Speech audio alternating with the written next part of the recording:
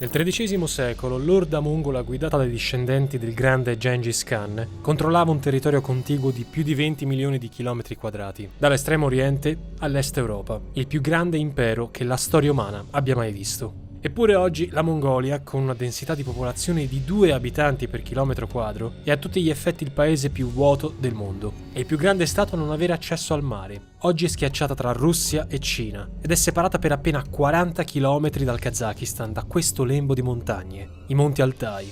La capitale, Ulaanbaatar, ospita più di 1.600.000 persone, ma occupa soltanto lo 0,3% del territorio mongolo. Questo significa che l'altra metà della popolazione totale, 3,3 milioni di anime, è sparsa lungo vallate e pianure sconfinate, e che la Mongolia è anche una delle nazioni più centralizzate del pianeta. Escludendo dunque Ulaanbaatar, la densità di popolazione mongola sarebbe di 1 abitante per chilometro quadro. Che sogno, ragazzi! Comunque, la prima domanda che sorge spontanea è: com'è possibile che l'ex impero mongolo, il terrore implacabile, si sia indebolito e ristretto a tal punto? Per parlarvene occorre discutere di una questione ancora più peculiare. La maggior parte dei mongoli non vive in Mongolia, bensì nella contigua regione autonoma della Mongolia interna, parte integrante della Repubblica Popolare Cinese. Parliamo di un territorio grande quanto Francia, Germania e Italia messe assieme, dove però si parla cinese mandarino, che, al contrario del suo vuoto vicino, ospita 5 milioni di mongoli e un totale di 24 milioni di persone. Ironicamente, la Mongolia interna registra un PIL di quasi 300 miliardi di dollari.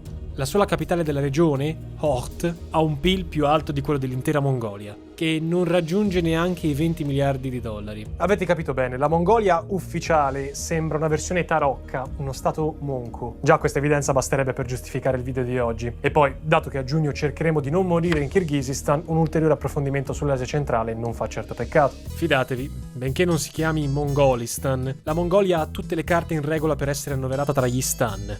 Abbiamo un'ex Repubblica Popolare Sovietica Mongola, esistita dal 24 al 92 e legatissima a Mosca, i cui inquietanti volti sono stati sicuramente quest'uomo, Khorlogin Choibalsan, amicone di Joseph Stalin, nonché grande organizzatore di purghe, e quest'altro signore qui, Yumjagin Tsedenbal, cosplayer di Leonid Brezhnev e leader più longevo del blocco sovietico. Più recentemente, con l'avvento della democrazia e della Repubblica, Ulaanbaatar ha ospitato un campione di wrestling mongolo, il cui successore e attuale presidente, Ukhnagin Khurelsukh, perdonate la pronuncia, è anche presidente del fan club Harley Davidson della capitale. Anche qui se l'è passata quasi meglio la Mongolia interna sotto la leadership del filo cinese Ulanu, nome di battaglia che significa figlio rosso. Accusato di governare la regione come uno stato indipendente ed epurato durante la rivoluzione culturale di Mao, Ulanu svolse poi il ruolo di vicepresidente della Repubblica Popolare negli anni '80. Lo avrete capito, parliamo di un assurdo e secolare spettacolo che ha visto guerre, purghe e massacri. Però per cominciare a capirci un attimo qualcosa bisogna fare chiarezza su alcuni punti che abbiamo lasciato in sospeso. Prima di tutto, chi sono i mongoli? Diamo un occhio alla geografia. Il sud-est dell'attuale Mongolia è coperto dall'enorme, freddo e arido deserto del Gobi, parola che vuol dire letteralmente terra senza acqua. Il Gobi fa parte del più ampio altopiano mongolo, stepposo, sferzato dai venti della Siberia e delimitato a ovest dai Monti Altai, tant'è che ancora oggi meno dell'1% del territorio mongolo è arabile. Nel tempo le condizioni climatiche unite a un suolo sfavorevole all'agricoltura hanno fatto sì che gli esseri umani praticassero l'allevamento e la pastorizia, spostandosi di area in area in base al ritmo delle stagioni. Non è un caso se non tutte le popolazioni nomadi che definiremo mongole abitavano nell'attuale Mongolia. Il deserto del Gobi ha storicamente diviso i mongoli in 4 rami principali. A ridosso dei Monti Altai vivevano gli Oirat, letteralmente le persone della foresta, e impropriamente chiamati mongoli occidentali, categoria al cui interno rientrava la potente tribù degli Zungari. Ai limiti settentrionali dell'altopiano del Tibet, poi, abitavano i cosiddetti mongoli superiori, famiglie allontanatesi in seguito a vari conflitti interni. A sud e a nord del deserto del Gobi, invece, spadroneggiavano rispettivamente i mongoli interni e i mongoli esterni, entrambi composti da una serie di clan seminomadi. Queste due ultime fazioni, se così vogliamo chiamarle, hanno giocato un ruolo chiave nella storia mongola, e la denominazione interni ed esterni ha a che fare con le loro interazioni con il loro vicino più prossimo e ingombrante, la Cina. Più precisamente con la dinastia Jin, che regnò gran parte dell'attuale Repubblica Popolare Cinese dal 1115 al 1234. L'impero Jin era stato fondato dai Giurci, un gruppo originario dell'attuale Manciuria, che a partire dal X secolo d.C. tentò a più riprese di invadere l'altopiano mongolo. non andò benissimo. Non fosse altro perché, a un certo punto, gli Giurci si scontrarono con Temujin, il leader di un grande clan mongolo, Gengis Khan, il mongolo comandante dell'universo. Un titolo alla Star Wars. Sì, parliamo di quel Gengis Khan. Se viaggiaste in Mongolia lo trovereste ovunque, sotto forma di banconote, statue, iconografie e nel nome dell'aeroporto internazionale. Ed è anche possibile che l'8% della popolazione maschile asiatica sia in qualche modo imparentata con lui, considerando le sue 500 mogli. Ma non divaghiamo. Nel 1234 il figlio di Gengis Khan, Ögedei Khan, completò la distruzione dell'impero Jin, sterminandone il 70% della popolazione. Nei decenni successivi l'impero mongolo si sarebbe esteso fino all'Eurasia, ma dopo la morte di Ögedei, le lotte intestine tra clan lo portarono a una progressiva dissoluzione. Nei secoli a venire, le tribù mongole e giurce continuarono a vivere le une vicine alle altre, combattendosi ma anche intessendo relazioni politiche e amorose. Ad alcuni clan mongoli i matrimoni misti tra nobiltà mongole e giurce non piacevano affatto. I più fieri oppositori di queste unioni erano i Kahar, che abitavano nel nord della Cina e, godendo di una posizione dominante, trucidavano chiunque si relazionasse con gli giurci. Agli inizi del 1600, le tribù mongole, vittime di queste scorribande, chiesero aiuto al Khan dei giurci, tale Nuraci, che non si fece sfuggire l'occasione di sfruttare le divisioni interne alle popolazioni mongole per poterle assoggettare. Dopo che diversi clan mongoli giurarono fedeltà a Nuraci e poi a suo figlio Hong Taiji, quest'ultimo poté sconfiggere i Kahar nel 1632 e così ricondurre sotto il suo controllo quella che noi oggi chiamiamo Mongolia interna. E la domanda ve la sarete fatta: perché la Mongolia interna appartiene ancora oggi alla Cina? Hong Taiji, il figlio di Nuraci, non è altri che il primo imperatore della dinastia Qin, che avrebbe regnato sul territorio cinese fino al 1912. Agli giurci, infatti, ci si riferisce comunemente come Manciù, cioè coloro che provengono dalla Manciuria. La stessa distinzione che abbiamo fatto tra mongoli interni ed esterni fu per così dire inventata dalla dinastia Qin. Conquistato il sud del deserto del Gobi, infatti rimaneva da sottomettere il nord e quindi le popolazioni mongole esterne alla Cina. Come potete immaginare, non fu un processo automatico. Ai tempi della creazione della Mongolia interna, i clan della Mongolia esterna, ancora legati per discendenza a Gengis Khan, si erano riuniti sotto l'autorità spirituale di Zanabazar, il primo Bogd Gheghen mongolo. Zanabazar si insediò a Örg, l'odierna Ulaanbaatar. Per il buddismo mongolo, una branca del buddismo tibetano, il Bogd Gheghen, termine che vuol dire grossomodo santità suprema, è una sorta di papa mongolo, che si reincarna ciclicamente in maniera piuttosto misteriosa. L'attuale Bogd Gheghen, il 10°, è un bambino di 8 anni, che è stato riconosciuto nel marzo del 2023 dal Dalai Lama, la massima autorità religiosa tibetana. Il fatto divertente? Questo bambino ha un gemello ed è nato negli Stati Uniti. Siccome ogni tanto la Cina rapisce qualche futuro leader buddista per mettere i bastoni tra le ruote all'indipendentismo tibetano, il Dalai Lama ha ben pensato di non indicare chiaramente quale dei due gemelli sia il vero Bogd Gheghen. Per di più, se il Partito Comunista volesse rapirlo, dovrebbe di fatto sequestrare un cittadino americano. Geniale! Ad ogni modo, sul finire del 1600, gli Zungari, i cosiddetti mongoli occidentali che abbiamo citato all'inizio, diedero vita a un vero e proprio impero, sito negli attuali Xinjiang e Kazakistan. Quando le forze degli Zungari mossero guerra alle popolazioni della Mongolia esterna, Zanabazar, vedendosela brutta, chiese aiuto all'impero Qin, fornendogli i propri guerrieri e cavalli in cambio di protezione. Questa singola mossa cambiò per sempre il futuro di tutti i mongoli. Nel corso del 1700, con l'aiuto dei mongoli esterni, gli imperatori Qin invasero l'attuale Tibet e sottomisero i mongoli superiori, per poi occupare l'odierno Xinjiang, distruggere l'impero degli Zungari e sterminarne la quasi totalità della popolazione. Una volta assoggettata praticamente ogni popolazione mongola, la Cina Qin procedette a organizzare i territori mongoli, Mongolia interna compresa, secondo il cosiddetto sistema degli stendardi.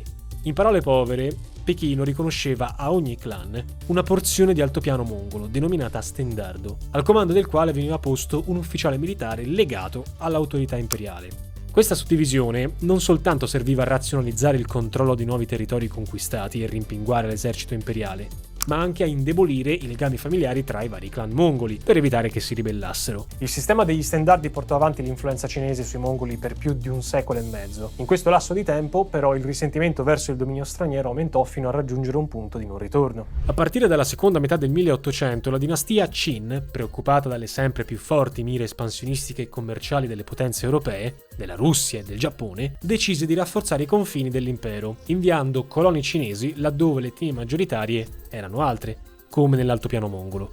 La convivenza tra cinesi e mongoli si rivelò da subito difficile, tanto che nel novembre del 1891 una società segreta cinese scatenò un pogrom che portò alla distruzione di diversi stendardi della Mongolia interna e alla morte di almeno 150.000 mongoli. Le autorità Qin definirono l'evento come un semplice incidente. Per i mongoli di tutta la Cina, questo evento pose le basi per veicolare il sentimento anticinese in una rivoluzione generalizzata. Nel 1911, un'enorme rivolta popolare guidata da Sun Yat-sen portò alla disgregazione della dinastia Qin. Diverse regioni della Cina colsero l'occasione per secedere da Pechino, ma la ribellione che ebbe più successo fu quella della Mongolia esterna. La nobiltà locale, rivendicando l'identità buddista, riunì tutti gli stendardi sotto l'ottavo Bogd-Ghegen. Quest'ultimo, per l'occasione, assunse anche potere temporale, oltre che spirituale, e assunse il titolo di Bogd Khan, comandante supremo. Nel dicembre del 1911, la Mongolia esterna dichiarò la propria indipendenza come Khanato di Mongolia. Ora, se tutto questo fosse andato secondo i piani, il video potrebbe anche finire qui. Il fatto però è che, se è vero che possiamo annoverare la Mongolia tra gli stan, manca ancora un capitolo di questa storia, l'arrivo dei bolscevichi. Alle soglie della Prima Guerra Mondiale, la Mongolia esterna era stretta tra gli interessi di due potenze. La Cina, riorganizzatasi in una repubblica che voleva reintegrarla nei suoi domini, e la Russia zarista, volenterosa di arginare il Giappone, che ambiva a occupare la Manciuria. In un primo momento il Khanato di Mongolia si vide riconosciuta l'autonomia come protettorato russo, ma fondamentalmente rimase parte integrante della Cina. Dopo la rivoluzione russa, però, la regione divenne teatro di una Royal Rumble delle steppe. Sfaldatisi i ranghi russi nell'ottobre del 1917, la Mongolia esterna rimase sotto il controllo dei cosiddetti russi bianchi, cioè anti-bolscevichi e fedeli allo zar.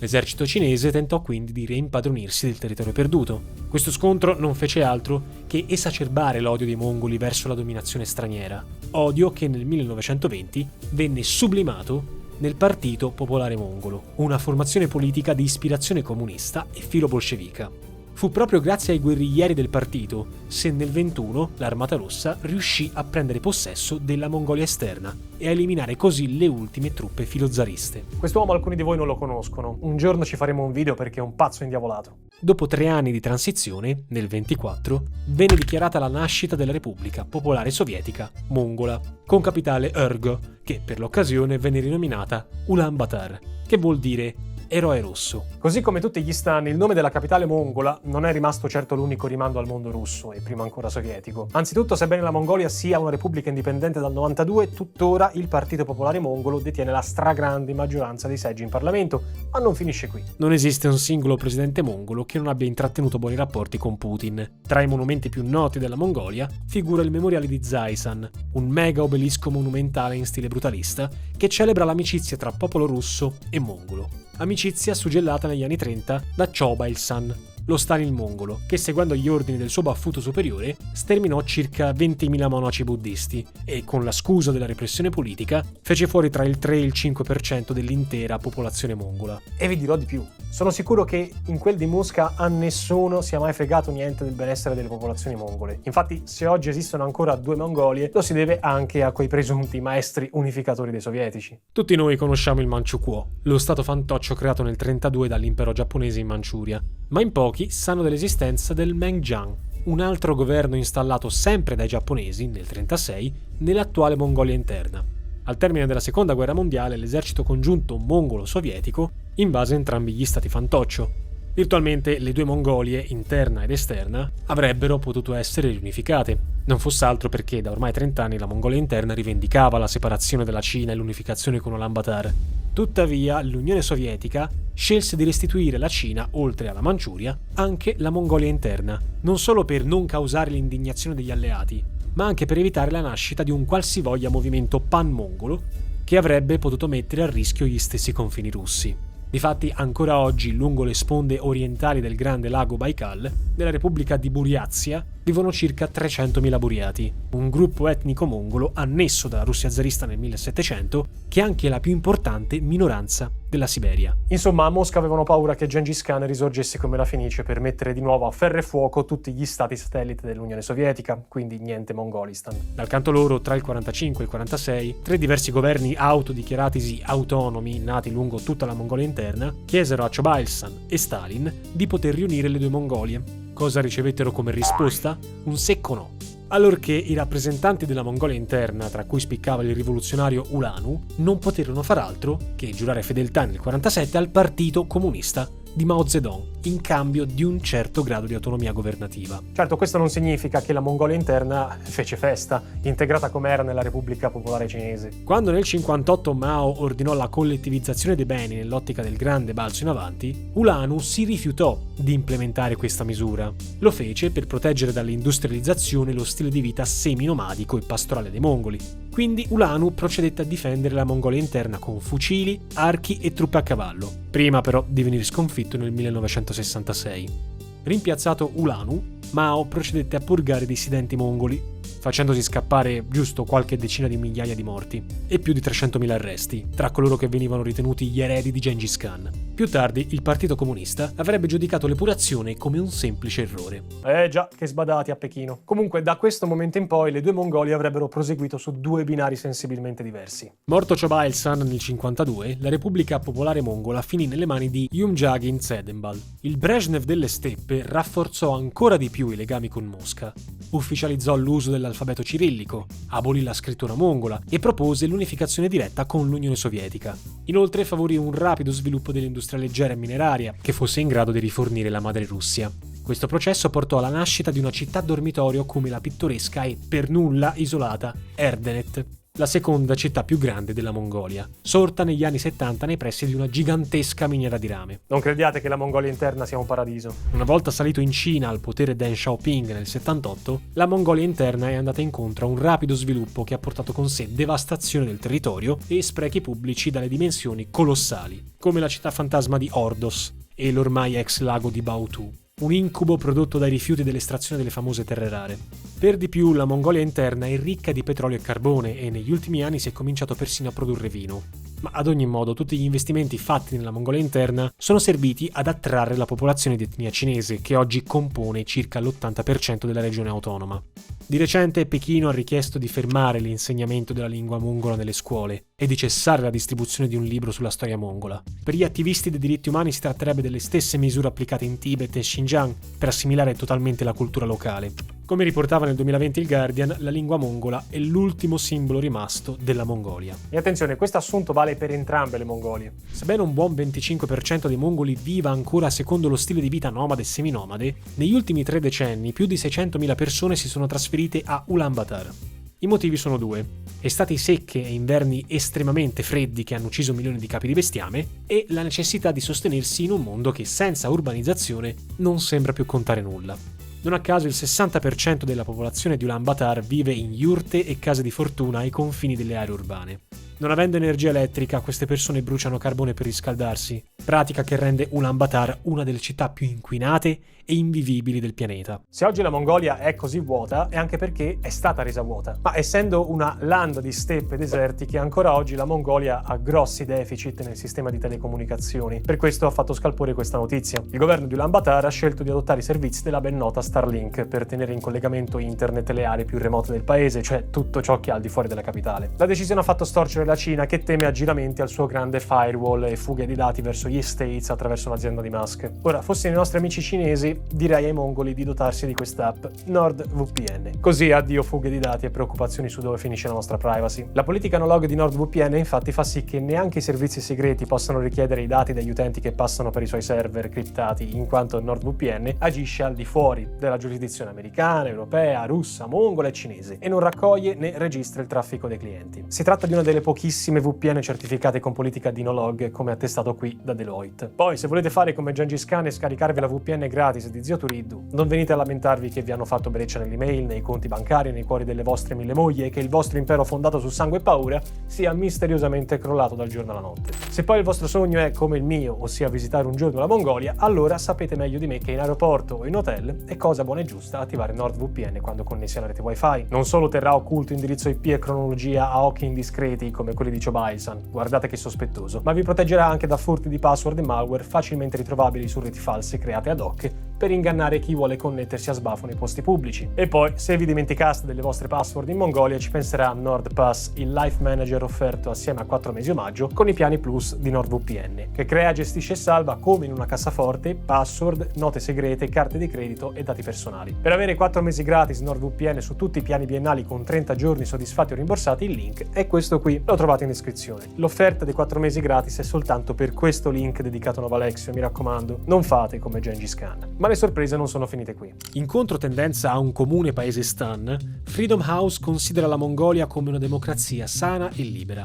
Però al contempo i livelli di corruzione sono altissimi. Nel 2022 il Partito Popolare Mongolo e i dirigenti della società carboniera statale Erdenes hanno stipulato accordi con società cinesi e mongole per finanziare strade e oleodotti in cambio di carbone a basso costo. Tuttavia, dal 2013, al contrario di quanto dichiarato ufficialmente, non sarebbero mai state registrate esportazioni di carbone verso la Cina per quasi 2 miliardi di dollari, in un'inchiesta che coinvolgerebbe l'ex presidente wrestler Battulga, esponente dell'unico serio partito d'opposizione mongolo. Insomma, i soldi hanno fatto puff. Inoltre, negli ultimi anni, il governo di Ulaanbaatar ha concesso borse di studio a parenti e figli dei parlamentari, prestiti mai restituiti per le piccole e medie imprese ai membri del Partito Popolare Mongolo e fondi statali letteralmente donati a ministri e sottosegretari. Puff! Tutto lascia pensare che i leader mongoli abbiano contribuito a frenare lo sviluppo della Mongolia, continuando a renderla fortemente dipendente dai suoi unici due vicini, cioè la Russia e la Cina. Del resto, Ulaanbaatar importa da Mosca la quasi totalità del petrolio e della benzina che utilizza ed esporta il 90% dei propri minerali e metalli, su tutti oro, uranio e rame, verso Pechino. Con lo scoppio della guerra in Ucraina, la Mongolia si è ovviamente astenuta dal condannare il Cremlino e con le sempre più fitte relazioni tra Putin e Xi, i mongoli si ritrovano stretti in una morsa in cui non possono più fare nulla se non starsene zitti per evitare di suscitare le ire sia dell'orso che del dragone. Tutto ciò rende la Mongolia, più che una repubblica indipendente, un enorme e compiacente stato cuscinetto. In un mondo che punta all'ipermodernismo, verrebbe quasi da pensare che la Mongolia sia un pesce fuor d'acqua, o meglio, uno yak fuori dalla steppa. Eppure questo paese così vuoto, assieme alla sua versione distopica in stile cinese, la Mongolia interna, forse non è altro che la cartina tornasole di un passato dimenticato e di un futuro in salsa post-apocalittica che, magari, ci aspetta dietro l'angolo. Per Aspera.